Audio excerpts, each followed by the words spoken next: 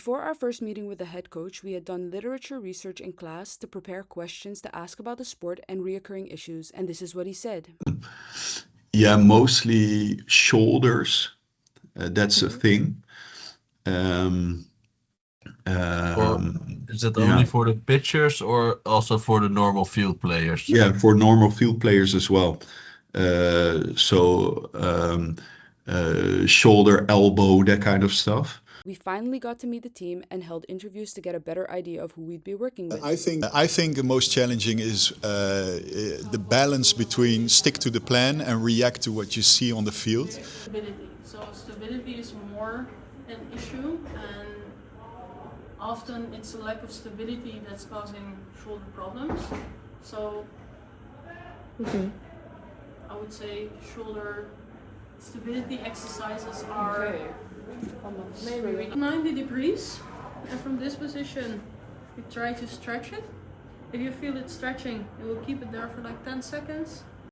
All of the gathered information would be used for our persona and decision tree, which would help us make our intervention. We made a roadmap to help keep us on track for making our persona in week 7, and we presented this to our peers and got valuable feedback.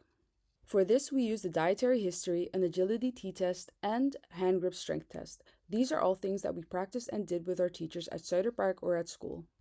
The hand grip test was interesting because the grip strength influences the velocity, accuracy, and spin of the ball. It is also very important with gripping the bat while hitting. The t-test is important for acceleration out of the box and for reading direction changes of the ball. Based on all the gathered information and feedback, we created our persona that we would use as a baseline for the intervention. This phase was all about planning our intervention and getting even more information from experts. We started the phase with brainstorming a lot of different possible intervention ideas and put them down in the decision tree. We also presented and got feedback again, which helped us continue working on the intervention that fits our target groups best. To do that, we had to interview a few experts who gave us their feedback and opinions on our ideas. Alongside that, we constantly went to our teachers to get as much feedback as possible. Some feedback that was very useful was the learning triangle that Axel and Maria told us about, and we definitely used. Ja, ik had het even bekeken inderdaad. Ik zie dat er verschillende oefeningen in staan. Ik vind het altijd belangrijk dat elke spiergroep even gepakt wordt tijdens een warming-up. Niet alleen het rekken, maar ook vooral even kracht erop zetten. Dus ik zie hier inderdaad de bewegende oefeningen, maar ook af en toe even het opdrukken. En ja, het stretchen. Dus ik zie wel de verschillende varianten erin zitten. Dus zeker goed, ja. A big one. A coach multiple ways. Like if you have a coach that's always angry, only focusing on what's going wrong, it's really negative and you get annoyed by it, you don't enjoy it as much. So a coach needs to focus on having fun as well. Yes. I think there's one more trick for them is like goal setting. So change the goals to winning to something else. We tested our intervention on our classmates to make sure that everything ran smoothly. We started with the nutrition part, and this was our feedback. It wasn't too easy or too hard, and it was nice that you had sometimes to think of your own answers and sometimes just multiple choice questions. Hi Kyle, Hi. Can you give us any feedback on this part, what you just did? The questionnaire was really nice. Of course, I knew some of the info due to the e-learning. It would have been nice to have it a little bit more interactive because the way that it's been done right now, we could have done it just at home and it would have offered the same. Based on the feedback, we later planned in a meeting with another expert, Maria van der Sluis, to make our intervention even more interactive on the nutrition part. For the exercise part, we did a shoulder warm-up routine which is focused on softball overhead throwing. We got positive feedback from the other students, and some of them were even using the same exercises for their teams.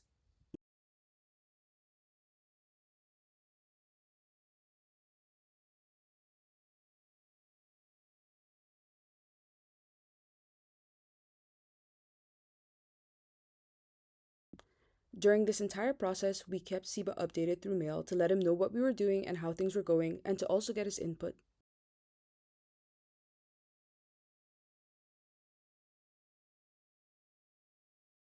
So I think because they are correlated, I think main issues are struggling with weight and especially the hyper focus on losing weight can be very tricky as they have too less of the nutrition they need.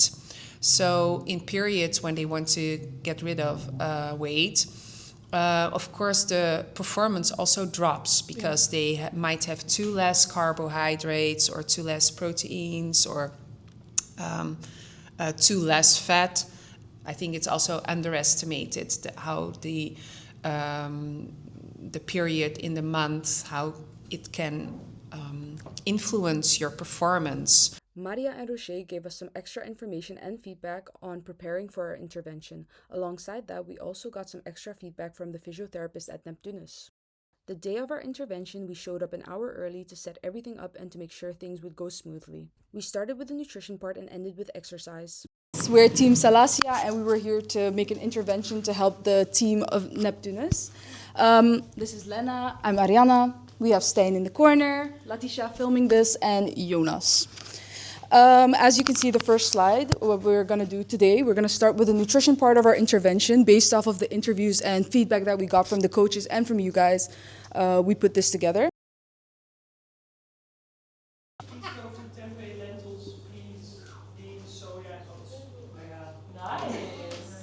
Good connection.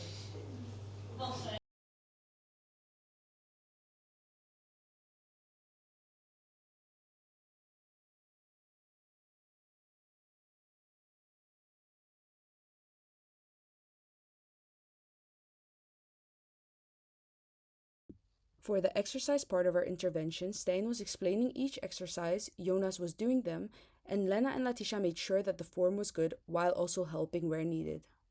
So right leg, then left arm, and left leg, right arm, 5 times each side. But that you can place it down on the ground on the other side. Then it's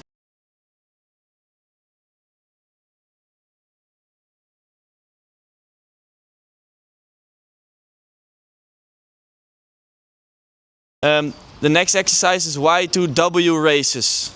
So Jonas is going to show them. It's again with the bands. So first make a Y and then make a W with your arms. After doing our intervention, we asked a few of the girls and Siba to give us some feedback on things we could change to make this even better for them. The shoulder strength exercises I think are good, a good start. I think I will take a few of the ones that I like best and implement them in what I already did. I do a good amount of them myself already, like the scapular ones, the bands. I think one of the ones I will use more is the bear crawls. Benen vooral ook opwarmen omdat we heel veel moeten staan. En het is niet zo dat we heel veel moeten lopen, maar ja, het is meer dat we een paar keer gooien, maar voornamelijk rennen en zo. Dus, maar ik vind het een goeie, we moeten het erin brengen. A good amount of nutrition for myself already, so I didn't know how much fiber you had to take every single day, so that's an interesting new fact.